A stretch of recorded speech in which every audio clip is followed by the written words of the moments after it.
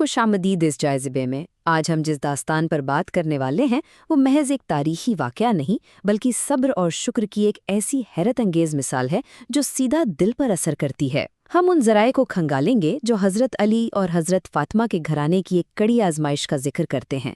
ایک ایسا وقت جب شدید غربت اور فاقہ کشی نے ان کے دروازے پر دستک دی تو ان کا رد عمل کیا تھا؟ آئیے سیدھا اس واقعے کی گہرائی میں چلتے ہیں۔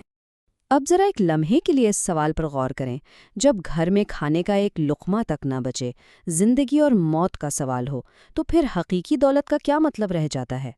یہیں سے اس داستان کا وہ جذباتی پہلو شروع ہوتا ہے جو ہمیں یہ سوچنے پر مجبور کر دیتا ہے کہ کیا واقعی دولت صرف انہی چیزوں کا نام ہے جنہیں ہم چھو سکتے ہیں، یا اس کا تعلق کسی اور ہی چیز سے ہے؟ آگے بڑھنے سے پہلے ان ذرائع میں بار بار استعمال ہونے والے دو بہت اہم تصورات کو سمجھ لیتے ہیں: صبر اور سخاوت۔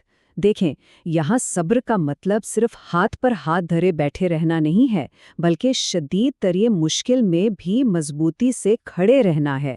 اور سخاوت یہاں صرف کچھ پھانتو پیسے دے دینے کا نام نہیں، بلکہ اپنی وہ آخری چیز بھی کسی کو دے دینا ہے جس کی انسان کو خود اپنے جینے کے لیے سب سے زیادہ ضرورت ہو۔ یہی وہ دو ستون ہیں جن پر اس خاندان کا ہر عمل کھڑا تھا۔ تو کہانی کا باقاعدہ آغاز ہوتا ہے بھوک کی ایک کڑی آزمائش سے۔ اگر ہم اس وقت کی صورتحال کا جائزہ لیں تو ہمیں مادی اور روحانی حقیقت کے درمیان ایک بہت بڑا، بلکہ یوں کہیے کہ زمین آسمان کا فرق نظر آتا ہے۔ مادی لحاظ سے دیکھیں تو ذرائع بتاتے ہیں کہ حضرت فاطمہ کے گھر میں کھانے کا ایک دانہ تک نہیں تھا، بس پانی کا ایک پیالہ تھا۔ لیکن ذرا روحانی لحاظ سے اس گھر کو دیکھیں، وہاں کوئی مایوسی نہیں تھی، کوئی رونا دھونا نہیں تھا، بلکہ وہ گھر صبر، شکر اور ایک نہ ٹوٹنے والے عقیدے کی روشنی سے جگمگا رہا تھا۔ اور اس روحانی طاقت کا سب سے بڑا ثبوت یہ دعا ہے جو ذرائع کے مطابق حضرت فاطمہ نے مانگی۔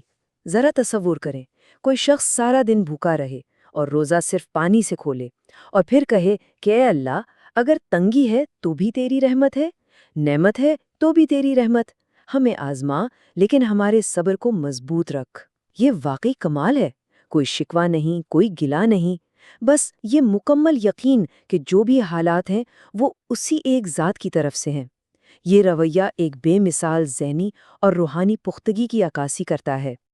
اب ہم چلتے ہیں اگلے مرحلے کی طرف، جو تھا سخاوت کا ایک کڑا امتحان۔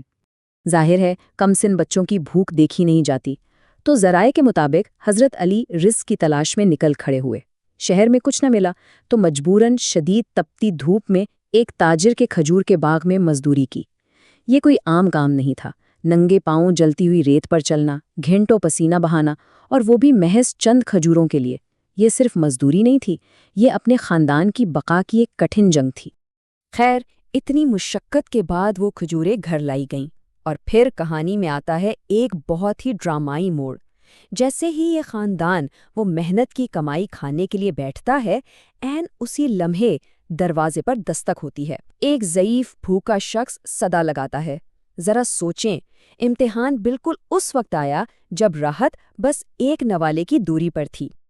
اور یہاں اس خاندان کا جو رد عمل تھا وہ انسانی عقل کو دنگ کر دیتا ہے۔ ان کا فیصلہ کیا تھا؟ اگر ہمارے بچے بھوک برداشت کر لیں تو اللہ انہیں اس کا ثواب دے گا، لیکن اگر اس مانگنے والے کی دعا ہمیں مل گئی تو وہ ہماری سب سے بڑی دولت ہوگی۔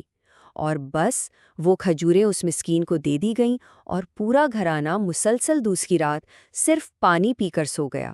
انہوں نے اپنی جان کی پرواہ کیے بغیر ایک اجنبی کی دعا کو چن لیا۔ لیکن آزمائش یہاں ختم نہیں ہوئی، اب وقت تھا ایک دوسری اور اس سے بھی بڑی قربانی کا۔ اگلا دن چڑھتا ہے، پھر سے وہی سخت مشقت کی جاتی ہے۔ اس بار خوش قسمتی سے کچھ آٹا مل جاتا ہے اور حضرت فاطمہ روٹیاں پکاتی ہیں۔ لیکن دیکھیں آزمائش کا دائرہ کیسے بڑھتا ہے۔ جیسے ہی روٹی کھانے کا وقت آتا ہے، دروازے پر ایک اور دستک۔ اس بار ایک مسکین کھڑا ہے جو مسلسل 3 دن سے بھوکا ہے، اور وہ کھانے کی التجا کرتا ہے۔ اب یہاں ذرا رک کے ان کے احساس ہمدردی کو سمجھیں۔ اس خاندان کو اپنی بھوک کا درد تو محسوس ہو رہا تھا، جسم ٹوٹ رہے تھے، لیکن ذرائع کے مطابق انہیں اس باہر کھڑے شخص کی بھوک اپنے در سے کہیں زیادہ بڑی لگی۔ انہوں نے محسوس کیا کہ اس شخص کی 3 دن کی فاقہ کشی ایک ایسی آگ ہے جو ان کی اپنی بھوک کی آگ سے بھی زیادہ تیز ہے۔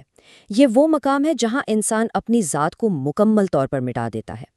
اور سب سے خوبصورت بلکہ دل مو لینے والی بات یہ ہے کہ یہ اختیار اگلی نسل میں بھی کوٹ کوٹ کر بھری ہوئی تھیں۔ حضرت علی نے اپنے کمسن بیٹوں کو صبر کی تلقین کی، اور بچے جو خود شدت سے بھوکے تھے بغیر کسی ضد یا رونے دھونے کے اپنا کھانا قربان کرنے پر خوشی خوشی مان گئے، اور یوں وہ روٹیاں بھی دے دی گئیں، اور یہ خاندان ایک اور رات صرف پانی کے گھونٹ بھر کر سو گیا۔ اب ہم اس واقعے کے نقطۂ عروج پر پہنچتے ہیں، الہی انعام۔ یہاں یہ سوال ذہن میں آنا بہت قدرتی ہے کہ بھئی جب کوئی فاقوں سے مر رہا ہو اور وہ اپنا آخری نوالا بھی کسی کو دے دے، اور وہ بھی ایک بار نہیں 2 بار، تو پھر کائنات خاموش کیسے رہ سکتی ہے؟ ظاہر ہے عام حالات میں تو اس کا نتیجہ شدید بیماری یا موت ہونا چاہیے، لیکن جب انسان مادی دنیا کے اصولوں کو توڑ کر ایسی بے غرضی دکھاتا ہے تو پھر روحانی دنیا کے دروازے کھلتے ہیں، ایک غیر معمولی الہی مداخلت کا وقت آ جاتا ہے۔ اور ذرائع بتاتے ہیں کہ اس بے مثال صبر کے جواب میں ایک معجزہ رونما ہوا۔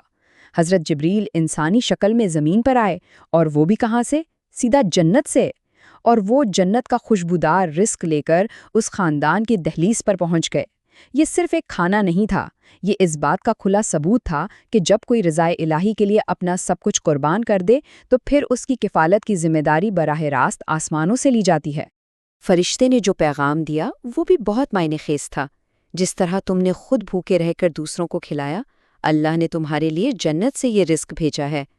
یعنی یہاں ایک سیدھا سیدھا تعلق قائم کر دیا گیا ان کے اس بے لوث عمل اور اس آسمانی انعام کے درمیان۔ یہ رزق محض پیٹ بھرنے کے لیے نہیں تھا، بلکہ ان کے صبر کی ایک الہی توثیق تھی۔ اب آخر میں آتے ہیں اس واقعے سے ملنے والے اسباق کی طرف۔ ظاہر ہے جب جنت کے کھانے کی خبر مدینے کے لوگوں تک پہنچی تو اس کا ایک گہرا اثر ہوا۔ اس ایک واقعے نے پورے معاشرے کو بدل کر رکھ دیا۔ جو لوگ شاید چھوٹی چھوٹی باتوں پر پریشان ہو جاتے تھے، انہیں ایک نئی ہمت ملی، اور سب سے بڑھ کر وہ گھر سخاوت کی ایک ایسی روشن علامت بن گیا جہاں ہر غریب، ہر یتیم کو یہ یقین ہوتا تھا کہ یہاں سے وہ کبھی خالی ہاتھ نہیں لوٹایا جائے گا۔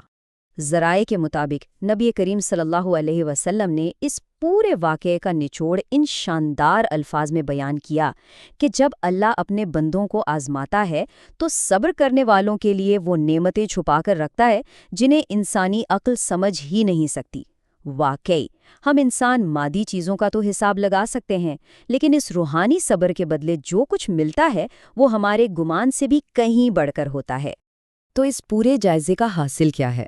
یہی کہ حقیقی دولت سونا، چاندی یا بھرا ہوا بینک اکاؤنٹ نہیں ہے، بلکہ حقیقی دولت وہ دل کا سکون ہے، وہ مضبوط بھروسہ ہے جو انسان کو سخت ترین مشکل اور محرومی میں بھی شکوہ کرنے کے بجائے شکر کرنے پر مجبور کر دے۔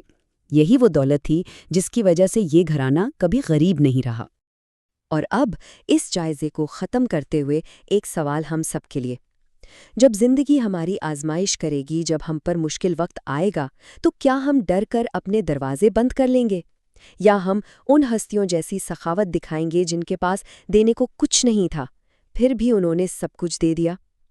یہ ایک ایسا سوال ہے جو واقعتاً ہمیں اپنے اندر جھانکنے پر مجبور کرتا ہے۔